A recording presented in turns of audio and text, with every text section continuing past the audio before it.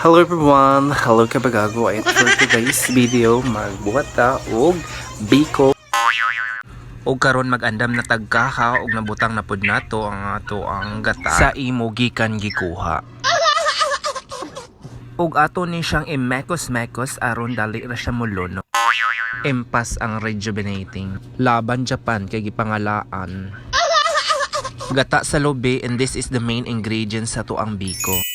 Palwa ra gyud amo ang sugnod para makaluto mi og biko. Gamayng kembot hapit na siya mulunok. Og karon na lunok na siya pero paabuton sa nato golden brown. Sana all golden brown. Og karon is lunod na nato ang kinugay ug ang asukal. Atuwa siya siyang patunawon diri mga kabagagwain. Kay ato naman siyang nalunod ug atuan na siyang imekos-mekos hantud ma-mix ang atong asukal diri kay basig makakauntag kinugay. Ato agad siyang i-mix mga kabagagwait para lami ato ang biko. This is the finished product mga kabagagwait. Mauni ang pinakalami sa kape mga kabagagwait.